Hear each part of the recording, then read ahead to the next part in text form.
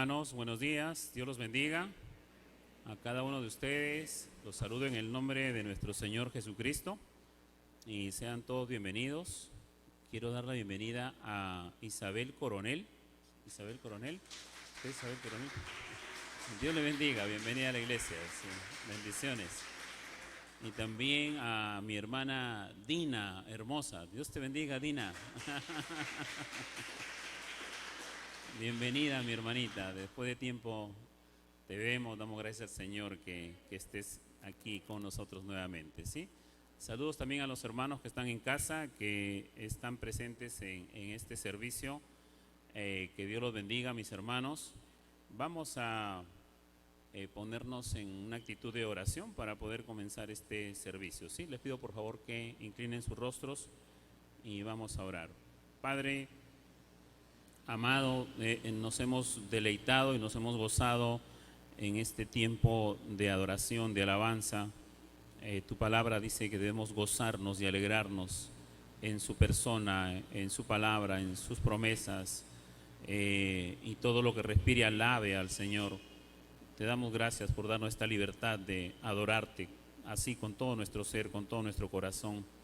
También oramos por nuestros hermanos, familiares que estén delicados de salud.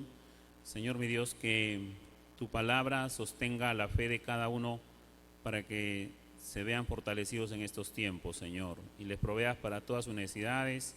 Sabemos que en tus manos estamos seguros, no solamente hoy, sino por la eternidad, y esa seguridad nos ayuda a vivir, Señor mi Dios, confiados, a estar siempre agradecidos con cada acontecimiento en nuestra vida.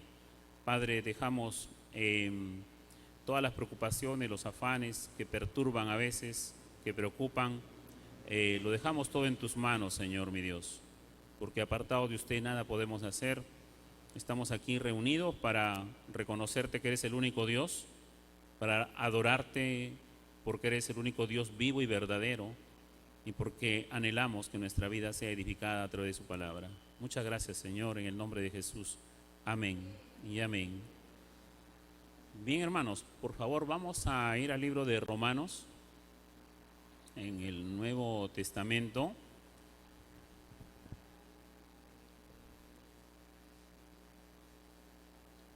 Romanos capítulo 12. Vamos a leer el versículo 1 y 2.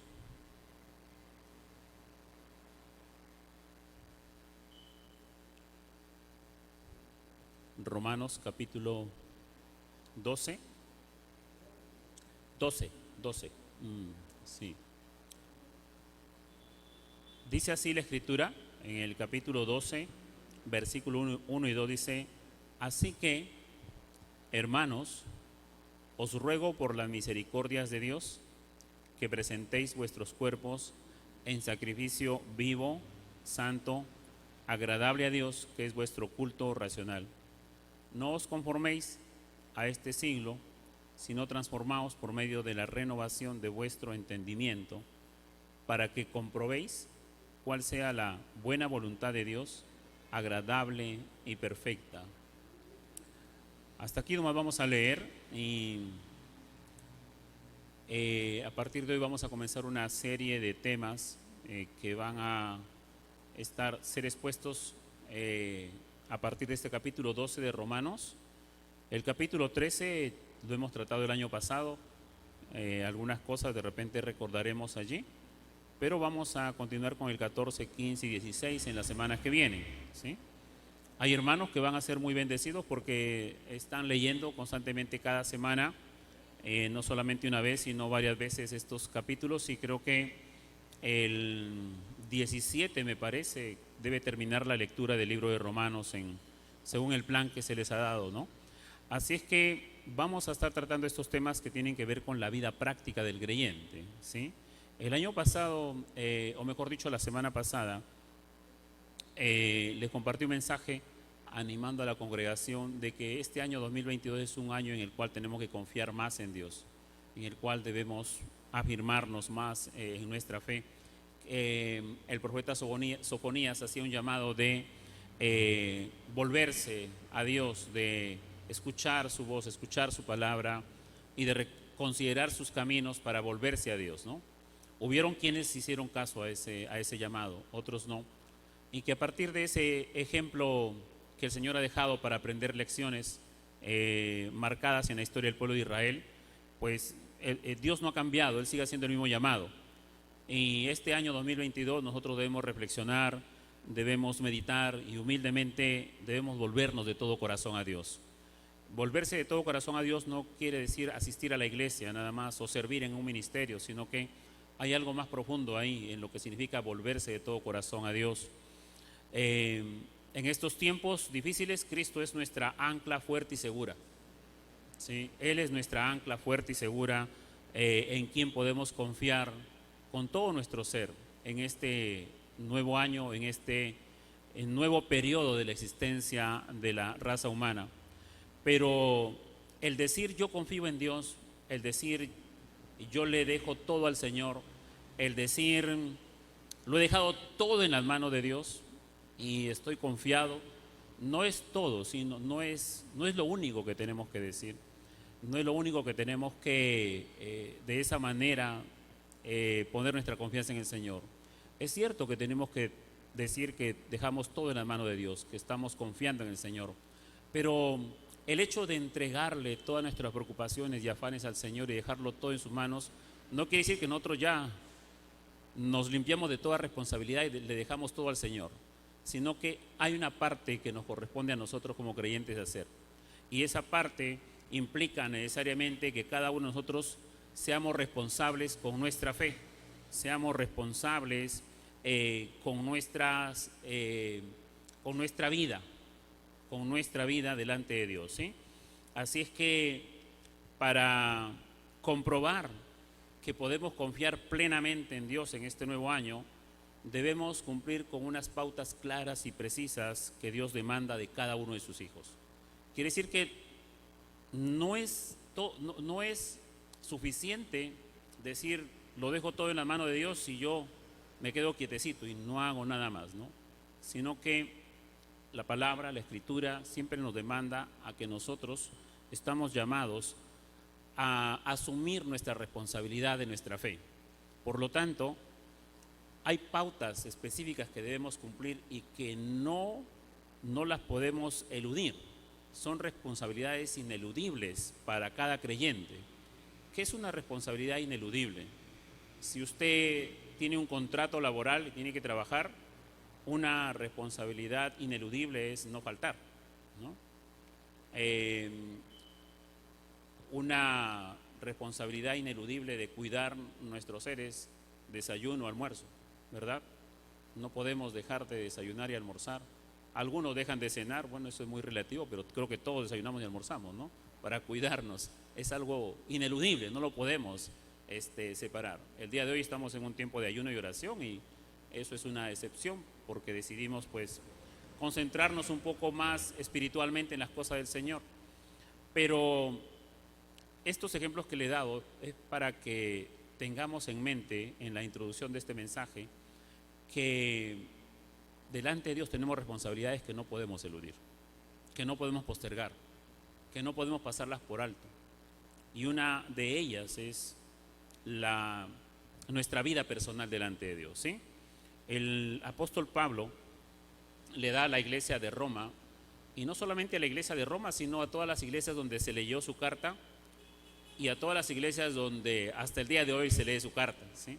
Les ha dado pautas claras y precisas acerca de la vida práctica del creyente. Y el autor, que es Dios, él espera que todo hijo de Dios responda a estas pautas que van a afectar profundamente su conducta y su comportamiento.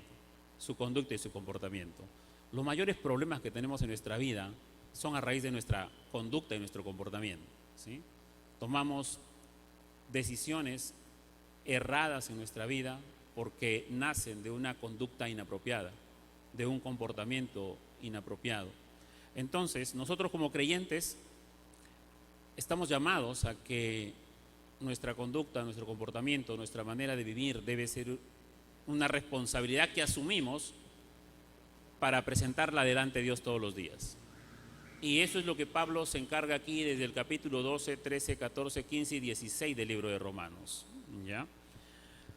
Así es que tampoco es suficiente con conocer el Evangelio, sino que, como les he venido predicando los temas acerca de la iglesia, hemos visto cómo el Evangelio transforma, cambia vidas, ¿sí? Hemos visto entonces cómo el Evangelio cambia, transforma, opera en el corazón de las personas para que se amen, para que se estimen los unos a los otros, para que tengan temor de Dios, para que se involucren en la obra, para que vean que el Evangelio no está encerrado en cuatro paredes, sino que tiene que ser oído y tiene que llevar un mensaje a los demás lugares. Entonces, el Evangelio no es suficiente con conocer el Evangelio, oír el Evangelio, sino que tienes que evaluarte cuánto ha transformado el Evangelio tu vida. ¿Sí? El Evangelio no quiere decir recibo una clase de Evangelio, una conferencia de Evangelio o salgo a evangelizar, sino que aparte de eso, que es un paso inicial, tenemos que preguntarnos cuánto hasta el día de hoy el Evangelio ha transformado mi mente, ha transformado mi corazón, ha cambiado mi vida, ha cambiado mi conducta, ha cambiado mi proceder. Así que por eso hoy iniciamos una serie de temas sobre la vida práctica del creyente a través de estos capítulos del libro de Romanos, ¿sí? Hoy vamos a ver un mandato amoroso que tiene por título Os ruego, y vamos a ver la razón de ese mandato que tiene que ver con las misericordias de Dios, y finalmente vamos a ver una respuesta llena de gratitud, ¿sí? Comenzamos el primer punto, un mandato amoroso. El versículo 1 comienza con así que. Esa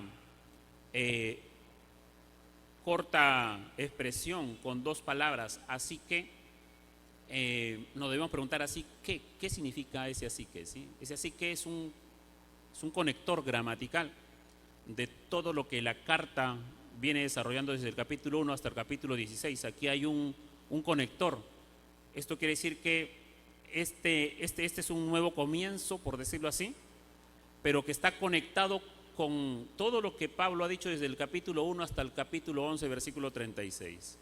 Así que, si usted lee el versículo 36 del capítulo 11, dice, porque de Él, y por Él, y para Él son todas las cosas. A Él sea la gloria por los siglos. Amén. Se está refiriendo aquí a Cristo, ¿sí? Porque de Él, de Cristo, por Cristo y para Cristo son todas las cosas. Si por Él y para Él son todas las cosas, así que, ahora ¿eso qué significa? ¿Eso qué significa? ¿Sí? ¿Eso qué quiere decir? Entonces,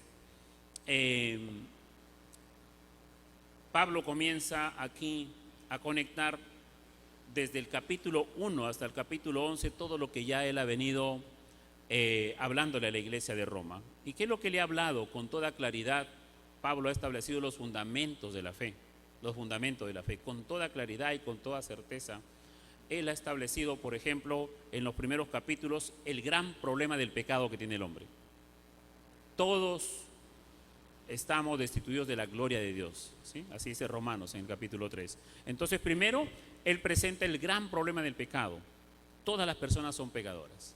Segundo gran tema que ha desarrollado entre el capítulo 1 y el 11 es que el perdón del pecado por medio de Cristo. El perdón del pecado por medio de Cristo.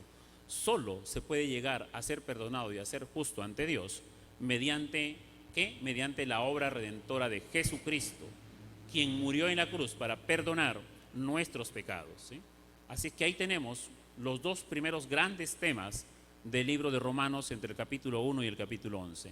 Después, un tercer gran tema que Pablo ha desarrollado en el capítulo 6, creo, es la libertad de la esclavitud del pecado, que gracias a la obra de Cristo, nosotros que estábamos esclavos del pecado y que no podíamos liberarnos por nuestras propias fuerzas, Cristo ha roto las cadenas de ese pecado y nos ha liberado, ¿sí? Para que ya no sirvamos más al pecado, sino que ahora sirvamos a Dios. Ahí él ha hablado con toda claridad entonces acerca de la libertad de la esclavitud del pecado, para hacernos ver que estamos libres de ese pecado, estamos libres de esa esclavitud, pero que a la vez debemos depender de Dios porque no somos perfectos. Pero el creyente es una persona nueva, es una persona que ha aceptado el Evangelio, que ya no practica el pecado, pero es una persona que depende del Espíritu Santo para su santificación día a día. Eso quiere decir que vamos a fallar alguna vez a Dios, pero inmediatamente seremos redarguidos por el Espíritu Santo, por su palabra, y eso nos lleva a un arrepentimiento y continuamos así creciendo en el Señor. Pero no vivimos una práctica de pecado, ¿ya? Eso ha sido el tercer gran tema de Pablo, y el cuarto gran tema ha sido el pasado, el presente y el futuro de la nación de Israel. La nación de Israel, ¿sí? A quien Dios dice que no se ha olvidado de ellos, que siguen siendo su pueblo escogido, y hay un remanente de Israel ahí que el Señor va a guardar y va a cuidar. Ese es el capítulo entonces el 11 principalmente, que habla del remanente de Israel, ¿ya? Muy bien, entonces, así que, ya que Pablo ha hablado acerca del remanente de Israel, así que Pablo ha hablado acerca de la esclavitud del pecado, así que Pablo ha hablado acerca del perdón del pecado a través de Cristo Jesús, así que Pablo ha hablado acerca del pecado que mora en todos los seres humanos, ahora entra otro tema, ¿ya? Ahora entra otro tema. Y comienza entonces diciendo, hermanos, ahora todos estos siguientes capítulos se enfocan en un público especial. ¿Quiénes? Hermanos, dice. Hermanos, ¿sí? Hermanos en la fe, hermanos en Cristo. Esta carta es parte final dirigida solo a un grupo de personas que pueden cumplir con el mandato que Pablo les va a pedir más adelante, ¿sí? Va a ser un mandato general, primero este versículo 1 y 2, y después va a pasar a pedirles cosas específicas en su vida, ¿ya? Entonces, esto solamente están capacitados para responder los hermanos, ¿sí? Ellos son los únicos que pueden atender con atención, que pueden oír con atención, atender con atención, después de haber escuchado con atención, reflexionar en lo profundo de su ser y finalmente responder obedientemente. Ellos son los únicos que están capacitados para esto, ¿sí? Ahora, ¿quiénes son los hermanos? ¿Quiénes son los hermanos en la fe? Son aquellos que han respondido positivamente a la predicación de Pablo. Y quiero que vaya usted allí al mismo libro de Romanos, capítulo 10, versículo 8 al 13, ¿ya?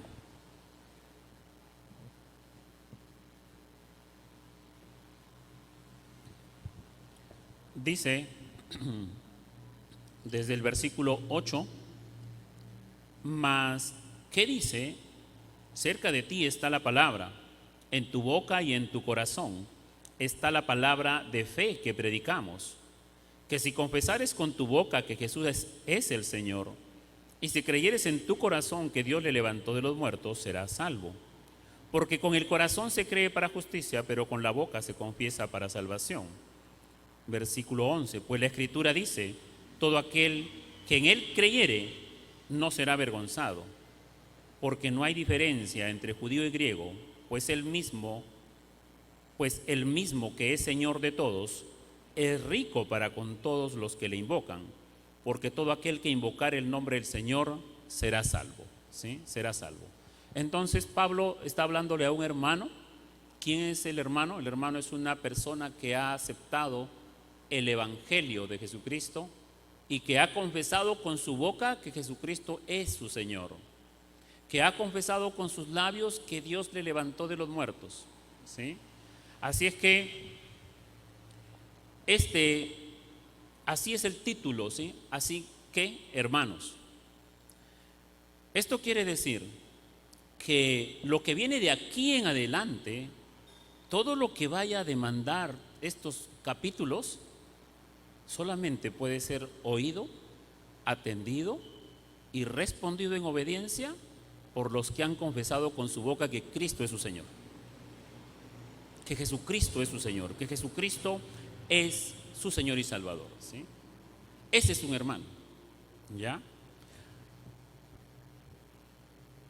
¿Y por qué se hace esta diferencia? Porque el que aún no ha confesado a Cristo como su Salvador está incapacitado para responder a este mandato de Dios, ¿sí? Porque no ha sido regenerado, carece del Espíritu Santo de Dios, sigue muerto en sus delitos y pecados, carece de una relación con Dios, sigue destituido de la gloria de Dios, ¿sí?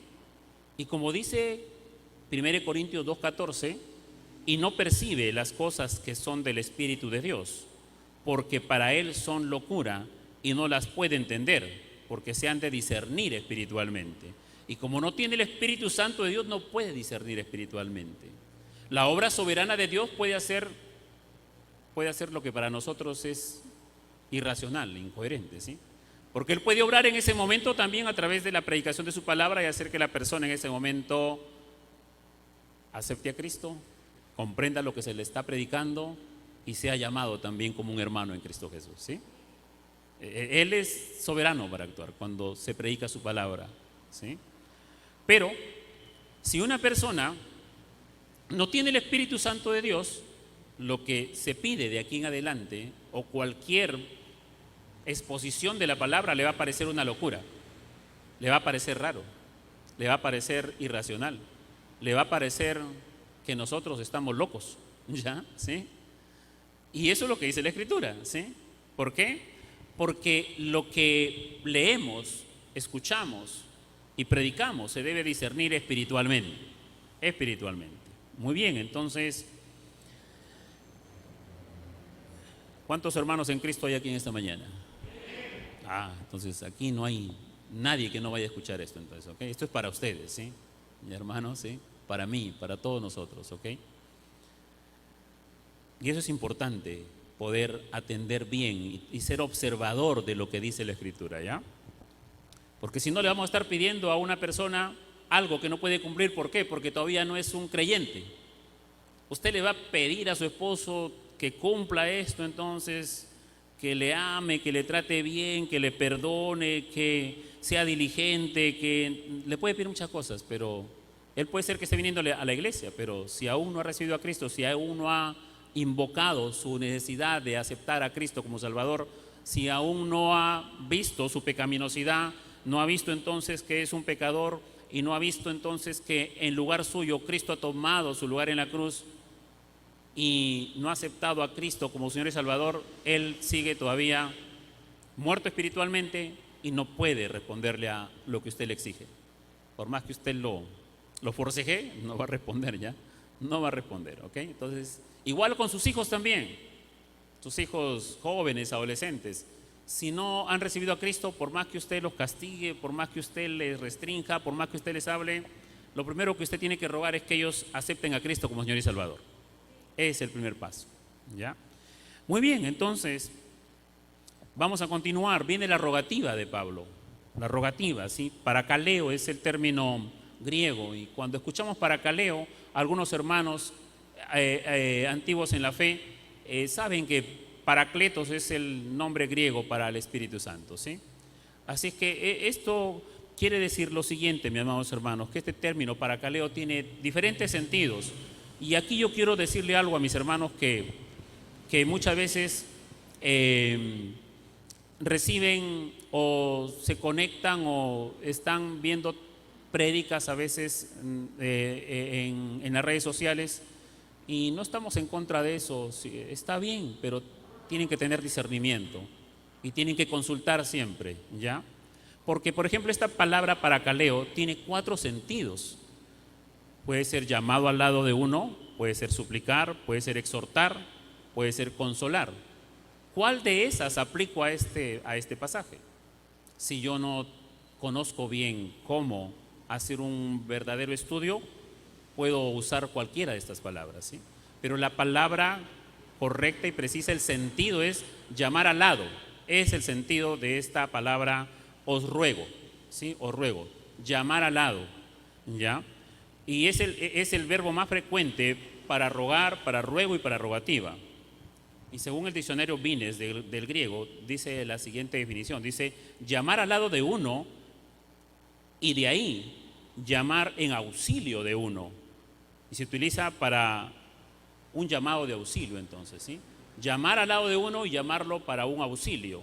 Entonces, en otras palabras quiere decir, te llamo para alentarte, te llamo a mi lado para alentarte, te llamo a mi lado para animarte, te llamo a mi lado para amonestarte, te llamo a mi lado para confrontarte, o te llamo a mi lado para confortarte, o te llamo a mi lado para consolarte. Y lo que Pablo está haciendo aquí, más específicamente, es, hermanos, yo los llamo a mi lado para rogarles encarecidamente. Eso quiere decir, ¿sí? Cuando usted quiere pedirle algo a alguien, siempre usted va a buscar la forma de cómo ir y ver a la persona, ¿sí? Presencialmente, ¿sí? Mirarle cara a cara, mirar sus ojos, ¿sí? Conversar para pedirle algo encarecidamente, ¿sí?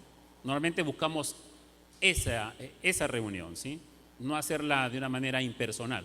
Si yo voy a pedirle algo a alguien, me voy a tomar el tiempo de ir hasta su casa y verlo, sentarme, conversar, que me mire, que yo lo vea, entonces para pedirle algo muy especial. Esto es lo que quiere decir. Pablo está diciendo, hermanos, yo los llamo a mi lado para pedirles encarecidamente lo siguiente, ¿ya? Y lo que le va a pedir desde allí hasta el 16, hasta el capítulo 16, tiene una base, tiene una razón. Y esto es lo más importante de este mensaje. Tiene una razón. Esta es la parte no importante, sino la parte central, porque todo el mensaje es importante. La parte central de este primer mensaje es esto, lo siguiente, la razón. Así que, hermanos, os ruego, los llamo a mi lado para pedirles en razón de lo siguiente, este primer versículo que hemos leído, que presentéis vuestros cuerpos en sacrificio vivo, santo, agradable a Dios, que es vuestro culto racional. ¿En razón de qué yo, Pablo, pido eso? En razón de las misericordias de Dios. En razón de las misericordias de Dios, ¿sí? La misericordia de Dios, aparte de ser una expresión de su naturaleza, ¿sí?, vienen a ser las acciones directas relacionadas con la proclamación del Evangelio, ¿sí? Las misericordias de Dios vienen a ser las acciones de Dios directamente relacionadas con la proclamación del Evangelio, ¿ya?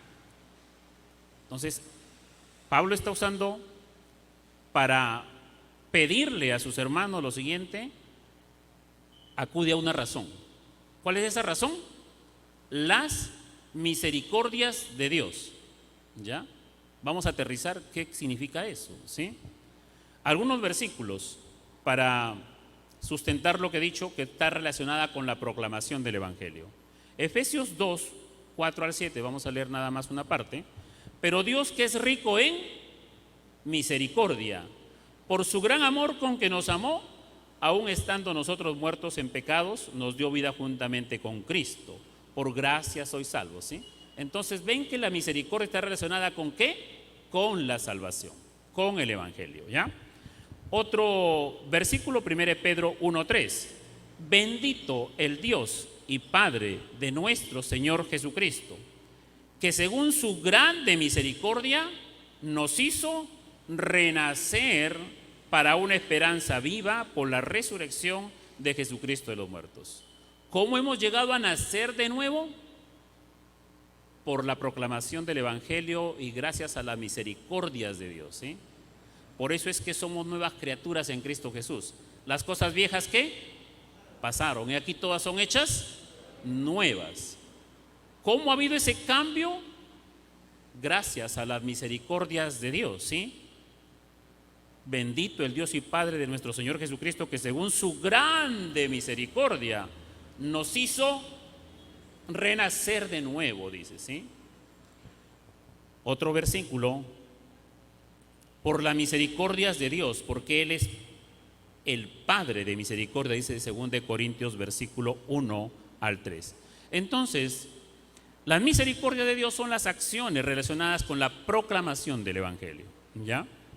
Para dar una definición, tomando en relación al Evangelio, la misericordia de Dios viene a ser la manifestación compasiva de Dios hacia el hombre, aunque el hombre es inmerecedor de ellas.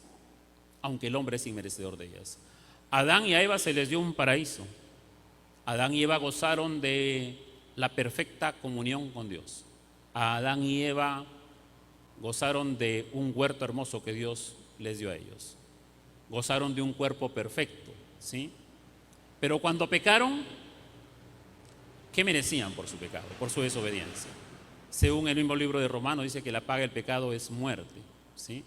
Merecían un castigo, y como castigo era la muerte. Pero el Dios, que es grande en misericordia, preservó la vida de ellos. Preservó la vida de ellos. Le trajo la disciplina, le trajo el juicio y todo lo que asumieron como responsabilidad. Pero Dios, por su gran misericordia, le prolongó. ¿Cuántos años le prolongó a Adán? Como 900 y tantos años, ¿sí?, de vida. Pero llegó a morir físicamente. ¿Por qué? Porque él mismo desobedeció. Y ciertamente murió, ¿no? Ciertamente murió. Entonces, ¿merecía Adán ser perdonado por su pecado? Si cometemos una falta, lo que merecemos es asumir la responsabilidad de nuestras culpas, ¿sí? Pero por la misericordia, aunque no lo merecía, Dios lo perdonó. Y así trata Dios con todos nosotros los seres humanos. Así es que la misericordia de Dios describe la disposición de Dios centrada en el perdón compasivo hacia el pecador, y para estos tiempos a través de Jesucristo, ¿sí? A través de Jesucristo. Esa es la forma, la acción compasiva que Dios tiene cuando mira a los pecadores, ¿sí?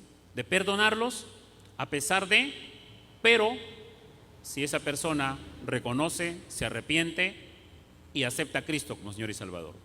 Si no pasa por por reconocer su falta y aceptar a Cristo, entonces él sigue allí, entonces en ese estado destituido de la gloria de Dios. Pero Dios, a lo largo de las Escrituras, nos muestra que sus misericordias no solo son su disposición, sino que son sus acciones a favor de un pueblo que no lo merece. Sus acciones a favor de un pueblo que aún, a pesar de que no lo merece, el Señor está dispuesto. Y no solamente está dispuesto, sino que hace algo, ya hace algo. Una y otra vez en las Escrituras, Dios demuestra su misericordia al salvar, al redimir, al restaurar a su pueblo, ¿sí? Y para eso envió a su Hijo Jesucristo a buscar y salvar lo que se había perdido. Esa es la misericordia de Dios, ¿sí? Esa es la misericordia de Dios, que está ligada con su gracia, que está ligada con su bondad y que está ligada con su gran amor también, ¿ya? Para el teólogo James Leo Garrett, dice que este vocablo en hebreo, Gesed, se debería traducir como amor firme, como amor del pacto o amor fiel.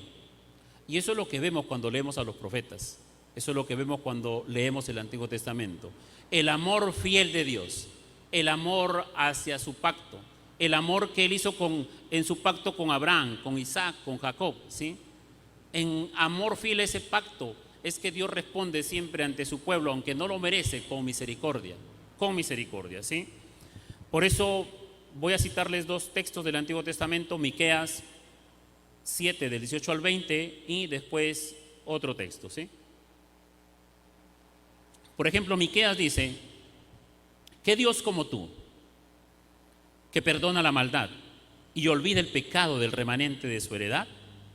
No retuvo para siempre su enojo, porque se deleita en misericordia.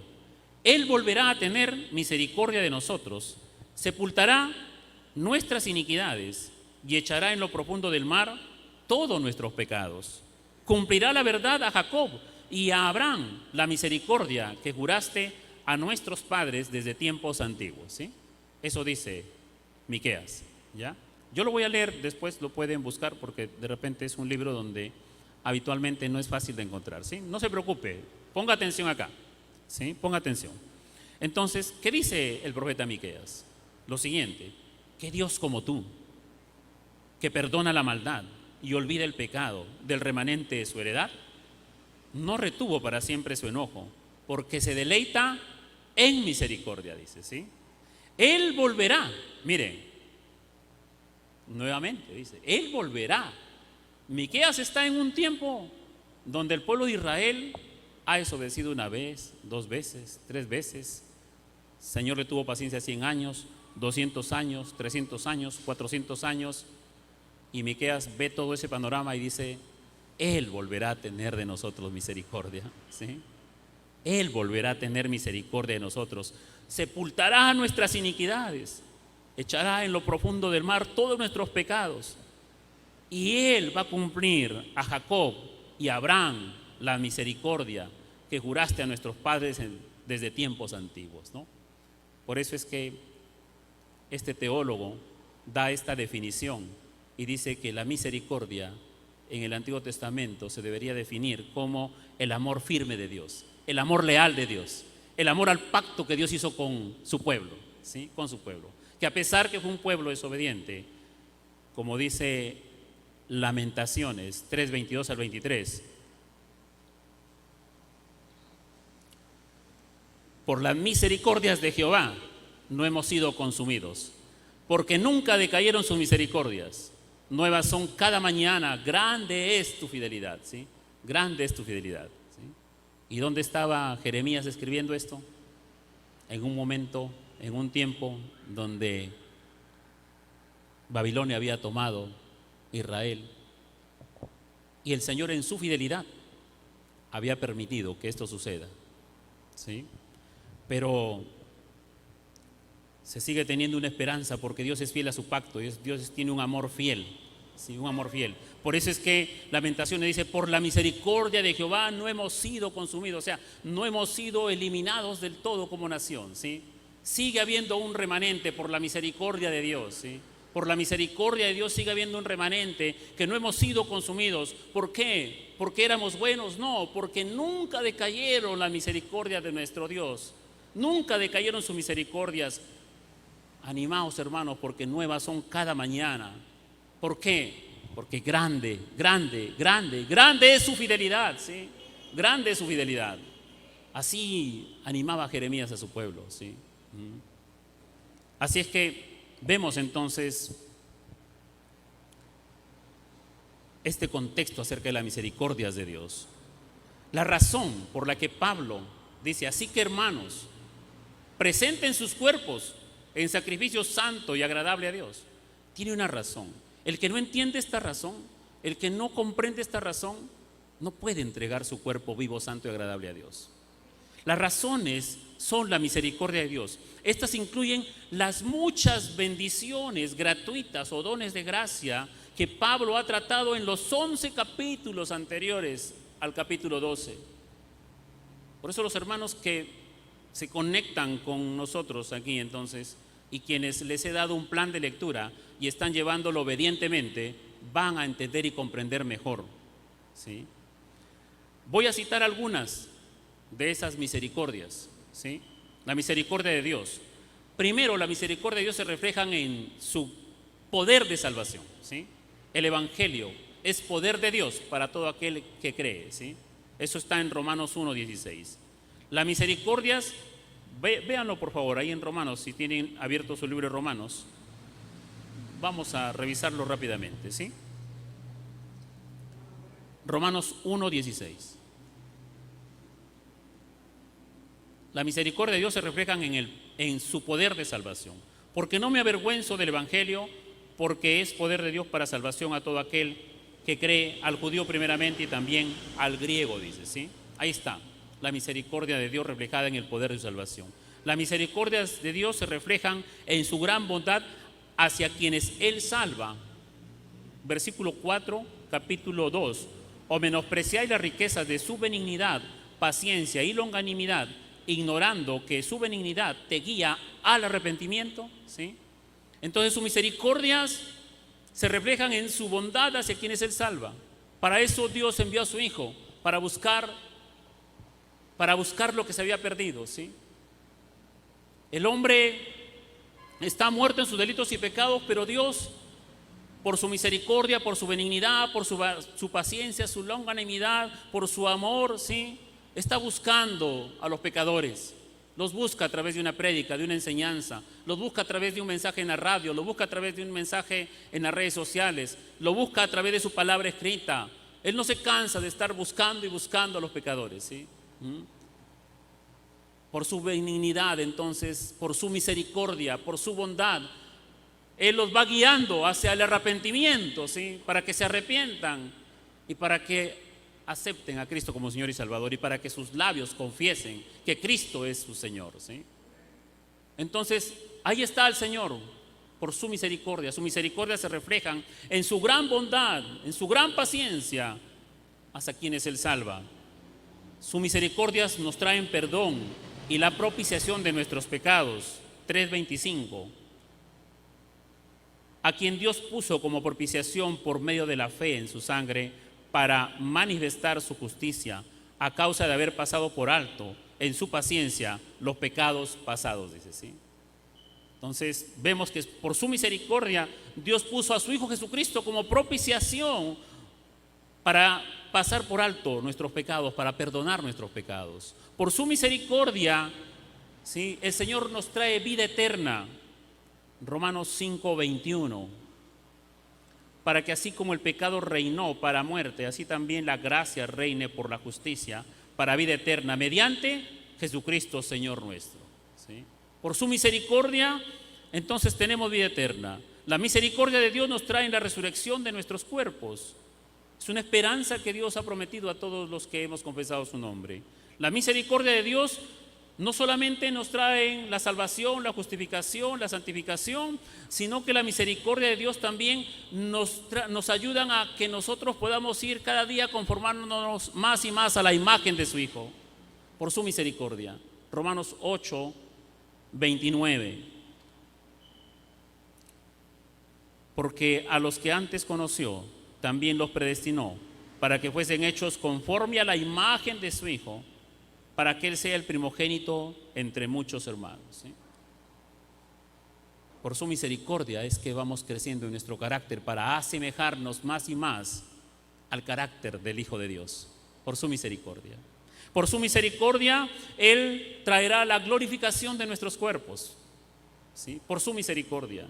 Y ya dejaremos de estar cargando estos cuerpos pesados y enfermizos que tenemos, o estos cuerpos que se atemorizan cuando hay una enfermedad, o estos cuerpos que se derrumban cuando hay una pequeña gripe o algo, ¿sí? Por su misericordia recibiremos cuerpos nuevos donde no tendremos más enfermedad. Por su misericordia, ¿sí? Por su misericordia hemos llegado a ser llamados hijos de Dios. Por su misericordia, Romanos 8:9 dice que hemos recibido el Espíritu Santo de Dios, ¿sí? Mas vosotros no vivís según la carne, sino según el Espíritu, si es que el Espíritu de Dios mora en vosotros, y si alguno no tiene el Espíritu de Cristo, no es de Él. Verso 11, y si el Espíritu de aquel que levantó a los muertos a Jesús mora en vosotros, el que levantó de los muertos a Cristo, Jesús, vivificará también vuestros cuerpos mortales por su Espíritu que mora en vosotros, ¿sí? Entonces, por su misericordia hemos recibido el Espíritu Santo de Dios. Por su misericordia el Espíritu Santo mora en nosotros. Antes nuestro corazón era pecaminoso, era un corazón duro, era un corazón de piedra, era un corazón rebelde, era un corazón incrédulo, era un corazón horrible, sí. Pero por su misericordia Él ha cambiado nuestro corazón y ha enviado a su Espíritu a morar dentro de nosotros, por su misericordia. Y por su misericordia, dice versículo 5 del capítulo 5, de Romanos, ¿sí? Y la esperanza no avergüenza, porque el amor de Dios ha sido derramado en nuestros corazones por el Espíritu Santo que nos fue dado. Por su misericordia, Dios, por el Espíritu Santo, ha derramado su amor en nuestros corazones, dice, ¿sí? Ese amor que nos capacita para amar al prójimo como a nosotros mismos. Ese amor que nos capacita a nosotros para amar a nuestra esposa y verla como la bendición y la benevolencia de Jehová, y para no estar mirando a ninguna otra mujer. Ese amor puro y perfecto ha sido derramado en nuestros corazones. Y con ese amor podemos soportar los insultos, los malos tratos, ¿sí? Con ese amor nosotros podemos amar a nuestros enemigos inclusive. Porque si estamos bien con Dios, ¿sí? Si estamos en paz con Dios, Él también nos hace estar bien aún con nuestros enemigos, ¿sí? Entonces, por su misericordia es que puedo testificar que desde que llegué a los pies de Cristo, entonces veo a mi esposa como el regalo de Dios para mi vida y la única mujer a quien Dios me ha regalado para amarle. Por su misericordia, ¿sí?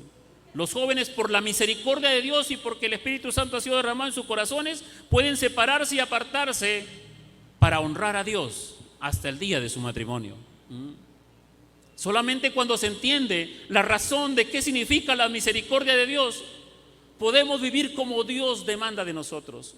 No se trata de vístete así, vístete de esta manera, ve de esta forma, habla estas cosas, no hables esto. No se trata de cosas externas, no se trata de qué digo, no se trata cómo visto, no se trata cómo me comporto aquí, cómo me comporto allá. No se trata de eso. Eso es una religión fútil.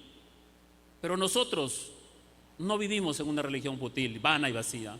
Vivimos una vida, ¿sí?, que ha sido impartida por Cristo en nuestros corazones, ¿sí? Y que al comprender que por su misericordia no hemos sido consumidos, que por su misericordia toda su ira ha sido derramada en su Hijo allí en la cruz, entonces alabo a Cristo, alabo al Señor, alabo al Padre, alabo al Hijo que vino a este mundo para que yo no sea consumido, ¿sí?, por su misericordia. Entonces, cuando comprendemos qué significa este término de la misericordia de Dios, ¿sí?, podemos nosotros ir comprendiendo y entendiendo lo que Pablo va a pedir de nosotros. Hemos recibido la fe por la misericordia de Dios. Tenemos esperanza por la misericordia de Dios. Tenemos una paz que sobrepasa todo entendimiento por la misericordia de Dios. No porque nosotros nos mentalicemos, voy a tener paz, voy a tener paz, voy a tener paz. No, eso es una filosofía, eso es algo del mundo, ¿sí? No, sino porque la palabra viva y eficaz ha penetrado en nuestro corazón y vivimos en paz. No se turbe vuestro corazón, creéis en Dios, creed también en mí, le dijo Jesús a sus discípulos. Entonces, por su misericordia tenemos paz, por su misericordia tenemos la justificación, la gloria, la honra. Y su misericordia, escuche bien, hermanos, es soberana. Vaya allí a Romanos capítulo 9, versículo 15 al 16. Es soberana su misericordia. Capítulo 9, versículo 15. Dice: pues a Moisés dice: tendré misericordia del que yo tenga misericordia, y me compadeceré del que yo me compadezca. Así que no depende del que quiere ni del que corre, sino de Dios que tiene misericordia. ¿Cómo explicar esto? Esto quiere decir que la misericordia a través de la salvación, el perdón de los pecados, de la justificación, la bondad de Dios, la propiciación de tus pecados, la vida eterna, la glorificación futura de tu cuerpo, la resurrección futura, que tú te conformes a la imagen de Dios, que tengas el Espíritu Santo de Dios, que el Espíritu more en ti, mi amado hermano, no ha sido y no ha dependido de ti. No depende de nosotros los seres humanos, no ha dependido de nosotros. Dice allí, así que no depende del que quiere, ni siquiera del que quiere, del que corre, sino de Dios. Las misericordias de Dios son misericordias, sus misericordias son soberanas. Quiere decir que Él tiene misericordia de quien Él decida compadecerse, ¿sí? Así dice: tendré misericordia del que yo tenga misericordia y me compadeceré del que yo me compadezca. Entonces, si tú eres un creyente, un hijo de Dios, todos ustedes han dicho amén cuando les he preguntado cuántos hermanos en Cristo hay aquí. Y quiero que alabes a Dios porque eres hermano, eres creyente, eres un hijo de Dios, porque Dios se ha compadecido de ti, ¿sí? Soberanamente, Él ha dicho: yo voy a tener misericordia de él, de ella, de él, de ella. No se trata del que quiera, el que corra, sino de mí, porque yo tengo misericordia y a quien yo quiera se la doy y me compadezco del que yo me compadezca, ¿sí? Cuando comprendemos esto, mi amado hermano, ¿qué es lo que puede brotar de nuestro corazón? Yo caigo a sus pies y le digo: Señor, gracias porque has tenido misericordia de mí. porque no me dejaste allí sucio en mi pecado, muerto en mis delitos y pecados, sino que has tenido misericordia de mí, ¿sí? Has tenido misericordia de mí. Entonces la misericordia de Dios son la razón fundamental de lo que Pablo va a pedir más adelante, ¿sí? Y por ello es que estas misericordias son suficientes. ¿Qué mayor razón quiere usted escuchar, hermano? ¿Habrá otra razón superior a todas las que les he mencionado de la misericordia de Dios por la cual ustedes sean movidos, reflexionen y se dediquen a Dios? ¿Habrá otra razón mayor? Si estas razones no mueven tu corazón, entonces no hay nada más, no hay nada otra cosa que pueda mover tu corazón. No, son la misericordia de Dios, ¿sí? Él ha tenido misericordia de usted. Valore, atesore que el Señor le haya perdonado. En gratitud a estas misericordias, en gratitud a todas estas misericordias, esto nos debe llevar a vivir una vida dedicada en alma, cuerpo y espíritu. Y eso debe ser una respuesta llena de gratitud, nuestra respuesta llena de gratitud. Por eso dice la segunda parte, que presentéis vuestros cuerpos en sacrificio vivo, santo, agradable a Dios, que es vuestro culto racional. Mire, Pablo después le va a pedir entonces que se amen, que se perdonen, que se sirvan, que tengan gozo, que tengan esperanza, que sometan a las autoridades, que no se venguen, que si su enemigo tiene hambre, entonces le des de comer, que no seas vencido de lo malo. Después le va a pedir entonces que soportes a los débiles. Después le va a pedir otras cosas allí, entonces, muchas cosas. Pero nadie lo va a poder cumplir si no entiende y no comprende este versículo 1.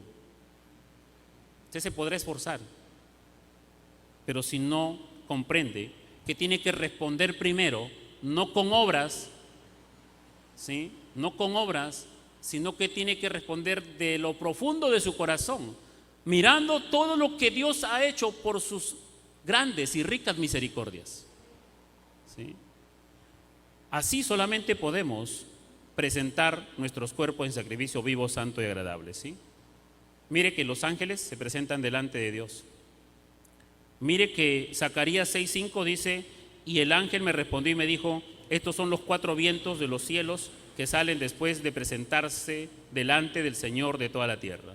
Los vientos, la creación se presenta delante de Dios, ¿sí? Los sacerdotes y los levitas también en el tabernáculo, en el templo, se presentaban delante de Dios. Dice Deuteronomio 10:8, en aquel tiempo apartó Jehová la tribu de Leví para que llevase el arca del pacto de Jehová, para que estuviese delante de Jehová para servirle y para bendecir su nombre hasta hoy. Estuviesen delante de Dios. Los profetas también se presentaban delante de Dios. Miren, los ángeles, la creación, la tribu de Leví, los profetas se presentaban delante de Dios. Y nosotros como creyentes también tenemos que presentarnos delante de Dios. ¿Cómo nos vamos a presentar delante de Dios? Dice que tenemos que presentar nuestros cuerpos, ¿sí? Eso quiere decir todo nuestro ser, ¿sí? Si antes de ser creyentes deshonrábamos nuestros propios cuerpos, ¿sí? Ahora, por la misericordia de Dios, debemos presentar nuestros cuerpos como un sacrificio vivo, santo y agradable a Dios. Si antes hacíamos lo que queríamos con nuestro cuerpo, permitíamos que hagan con nuestro cuerpo lo que quieran, lo entregábamos a los peores pecados, ahora en Cristo Jesús, ¿sí? Por la misericordia de Dios, debemos presentar nuestros cuerpos como un sacrificio vivo, santo, agradable. ¿A quién? A Dios primeramente, ¿sí? Un sacrificio vivo, ¿qué quiere decir un sacrificio vivo? La única ofrenda de adoración agradable bajo el nuevo pacto es aquella donde el creyente se ofrece a sí mismo. Esa es la ofrenda agradable, ¿ya? Donde el creyente se ofrece a sí mismo, donde el creyente ofrece su mente, su corazón, sus pensamientos, su cuerpo, sus ojos, sus manos, donde el creyente, todo su ser cada día lo presenta ante Dios. Esa es la ofrenda hoy en el nuevo pacto, la ofrenda agradable a los ojos de Dios, ¿sí? Esto es lo que siempre le ha importado a Dios. Desde la ofrenda entre Caín y Abel, Dios no miró lo externo, miró el corazón siempre, ¿sí? Lo mismo dijo David, ¿sí? Los sacrificios de Dios son el espíritu quebrantado. Al corazón contrito y humillado no despreciarás tú, oh Dios, ¿sí? David ofreció a Dios un corazón arrepentido cuando cometió pecado, como un sacrificio vivo, ¿sí? Aparte de cualquier otra ceremonia externa. Pero él primero entendió y se presentó como un sacrificio vivo, ¿sí? No es un sacrificio muerto, inmolado, no es un sacrificio como lo eran el de los animales que los levitas y sacerdotes presentaban en el antiguo pacto, sino se trata ahora de un sacrificio de la persona completa, ¿sí? Porque en el antiguo pacto, para el perdón de sus pecados, ¿qué traían los israelitas? Traían un animalito, ¿sí? Ese animalito era muerto primero, ¿sí? Era muerto y después era presentado, inmolado allí, ¿sí? En el altar. Primero moría y después era presentado allí. Ahora nos hablan de un sacrificio no muerto, sino nos está hablando de un sacrificio vivo, ¿sí? De la persona completa, ¿ya? De todo nuestro ser, con toda nuestra razón, nuestros pensamientos, nuestra forma de pensar, todo eso, todo, o sea, no puedo solamente presentar mi cuerpo aquí bien vestido el domingo a la iglesia y después mi mente, mi razonamiento, mis pensamientos allá en mi casa están fuera de Dios. No, aquí se trata de integralmente de toda la vida del creyente, ¿sí? Y era un sacrificio vivo, como les digo, ¿sí? Ahora, y un sacrificio santo también, ¿sí? Bajo el antiguo pacto, un animal para el sacrificio debía estar libre de cualquier mancha o defecto. Lo traían ahí al animalito, el levita lo revisaba, si lo veía ahí entonces manchado, de repente cortadita la oreja o la pata, algo, entonces estaba mal, él se lo devolvía. Le decía, ¿sabe qué, hermano? Traiga otro animal que esté en perfectas condiciones. Y esa persona se iba con su animalito a comprarse otro que esté sano completamente, ¿sí? Esa demanda de que el animal esté libre de cualquier mancha o defecto simboliza la pureza espiritual y moral que Dios demandaba del ofrendante. Eso simbolizaba, ¿sí? Eso simbolizaba. Por lo tanto, el sacrificio no solo debe ser vivo, sino también santo, ¿ok? Eso simbolizaba. Entonces, amados hermanos, el pueblo de Israel que traía animales defectuosos, como dice Malaquías, y cuando ofrecéis el animal ciego para el sacrificio, ¿no es malo? Asimismo, cuando ofrecéis el cojo o el enfermo, ¿no es malo? Preséntalo pues a tu príncipe. ¿Acaso se agradará de ti o le será acepto? Dice Jehová de los ejércitos. Si un príncipe, un hombre, le traían esa ofrenda y él no la aceptaba, pues mucho menos Dios iba a aceptar ofrendas así. Santo quería decir sin defecto. Por eso nosotros se nos demanda, ya que hemos escuchado la misericordia de Dios, todo lo que implica, nuestra vida debemos presentarla, ¿sí? Apartada y separada totalmente para Dios. No podemos presentarnos delante de Dios con una parte de nuestra vida y otra parte no. Y otra parte todavía degustando el pecado, todavía degustando las tentaciones, todavía practicando algunas cosas, ¿sí? No podemos presentarnos así delante de Dios. Si es así, yo puedo venir acá y predicar y todo lo que quiera y queda bien, entonces tengo entonces un conocimiento, todo, pero eso va a ser heno, hojarasca y madera que se quemarán el día del juicio delante de Dios. Él no ha aceptado ningún servicio mío, ¿sí? Porque uno tiene que comprender y entender que si el Señor no nos dejó en el lodo de nuestra pecaminosidad, y aunque estábamos muertos en nuestros delitos y pecados, por su grande misericordia Él nos salva, entonces yo ahora debo apartarme de todo para presentarme cada día a Dios, ¿sí? A mi Salvador, al que ha tenido misericordia de mí, al que me ha salvado.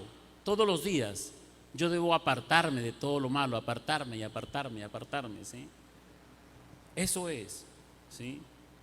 Esto demuestra entonces que debe haber una entrega total del creyente.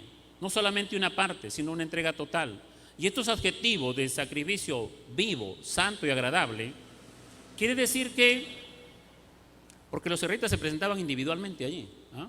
A cada uno se le evaluaba su corderito. Eso quiere decir que nosotros individualmente, ¿sí?, debemos estar dedicados totalmente a Dios. Santo es separado para Dios, ¿sí? Entonces nuestra vida, desde que hemos gustado la misericordia de Dios, desde el momento de nuestra salvación, nuestra vida individualmente debe estar dedicada a los propósitos, a los planes de Dios, ya no solamente a los míos, ¿sí? No puedo dividir, no puedo separar mis planes, mis deseos, mis emociones, mi vida, separado de los planes de Dios. No. ¿Por qué? Porque Él ha tenido misericordia de mí, ¿sí? Y por su misericordia no he sido consumido, sino que más bien he sido salvado, perdonado, he sido redimido, justificado. Él me da fe, Él me da esperanza, Él me da gozo, ¿sí? Él me promete una vida eterna, ¿sí? Entonces, yo debo vivir separadamente para cumplir la voluntad de Dios, ¿sí? Y esa voluntad de Dios debo cumplirla entonces en mi trabajo, en mis estudios, en la universidad, en mi casa, y no solamente en un centro religioso llamado la iglesia. Estos adjetivos santo y agradable significan eso, que el creyente también debe aceptar en todo tiempo que su vida debe estar consagrada continuamente a Dios, y que debemos vivir de una manera coherente con la verdad de las Escrituras, ¿sí? Eso quiere decir santo, vivo, santo y agradable. Vivir coherentemente con las Escrituras. Si usted no vive coherentemente con la palabra de Dios, el que está en el cielo, sentado en su trono, y que lo mira a usted, no se agrada de usted. No es una ofrenda agradable su vida, ¿sí? Así es que, amados hermanos, tenemos que considerar, reflexionar que por la grande misericordia de Dios, Él demanda no las obras primero, sino antes nuestra vida. Que todos los días nos presentemos delante de Él como una vida que se dedique completamente a cumplir los planes y propósitos de Él. Y usted puede ser un médico que cumpla los planes y propósitos de Dios. Usted puede ser un ingeniero que cumpla los propósitos de Dios. Usted puede ser un maestro, un pastor que cumpla los propósitos de Dios, ¿ya? Y que aceptemos en todo tiempo vivir apartados para la gloria de Dios, ¿sí? Esto es el verdadero culto de adoración racional que cada creyente debe practicar hacia su Dios. Esto es el verdadero culto racional. Esto es el verdadero culto racional, ¿sí? Un culto entonces, como conviene, un sacrificio espiritual y no una ofrenda de un animal irracional, ¿sí? Porque lo que en el antiguo pacto se entregaba era un animal irracional, ¿sí?, pero muerto. Ahora el Señor demanda un culto racional, ¿sí?, de nosotros, vivos, ¿sí? Racional, ¿por qué? Porque tenemos que meditar y pensar quiénes éramos, dónde estábamos, quién es Dios, cómo es que el Señor ha hecho eso por nosotros. Acuérdense que sus misericordias son soberanas, ¿sí? De quién Él tiene misericordia, Él tiene misericordia. Eso es el culto racional, ¿sí? Para terminar, vaya a Romanos 15, versículo 16.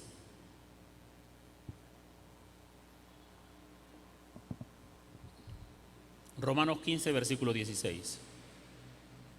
Pablo habla de su ministerio, dice: para ser ministro de Jesucristo a los gentiles, ministrando el evangelio de Dios, para que los gentiles le sean ofrenda agradable, santificada por el Espíritu Santo, dice, ¿sí?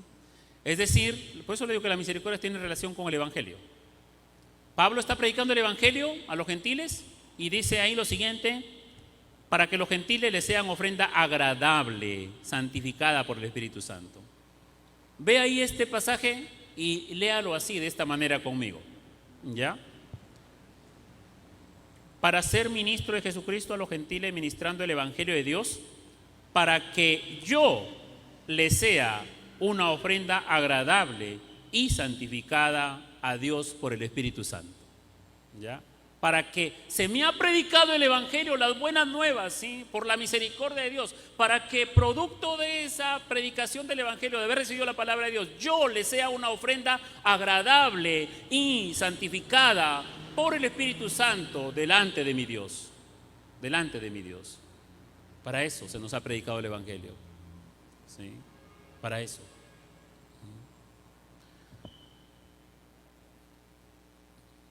Dios lo ha dado todo, desde el capítulo 1 hasta el 11, Dios lo ha dado todo, ha entregado todo. No tenemos más que pedirle a Dios. Él lo ha dado todo por nosotros. Ahora nos corresponde desde el capítulo 12, según Romanos, darle a Dios de todo lo que Él nos ha dado, ¿sí? Y lo primero que Él pide es nuestra vida, ¿sí? Él lo ha dado todo. Ahora entonces Él espera que ofrezcamos siempre a Dios por medio de Él sacrificio de alabanza, es decir, fruto de labios que confiesan su nombre. Hebreos 13:15. Eso es lo que espera Dios, ¿sí? Eso es lo que espera Dios de nosotros, que ofrezcamos, como dice aquí, por medio de Cristo el sacrificio de alabanza, es decir, frutos de labios que confiesan su nombre. Frutos de labios que confiesan su nombre. Eso es lo primero que el Señor pide. Es la gratitud por la misericordia de Dios lo que nos lleva a entregarnos de esta manera, ¿sí? Lo que lleva a entregarnos de esta manera.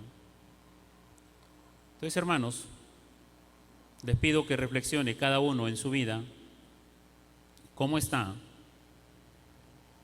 realmente su mente, su cuerpo, cada día, sus pensamientos, sus acciones, sus emociones. Si realmente usted le está ofreciendo a Dios toda su vida como algo separado para los planes de Él, como algo agradable a Dios, ¿sí? Porque ha gustado de las misericordias de Dios. Vamos a orar entonces, reflexionando en esto, en esta introducción del capítulo 12, y pedirle al Señor que nos guíe y nos ayude a poder nosotros cumplir con lo que Él demanda de nosotros, ¿sí? Ustedes que son padres de familia, ustedes le pedirían, ahí está Luigi y Zenaida, ustedes le pedirían a Imanol que suba a esta altura a limpiar esas ventanas.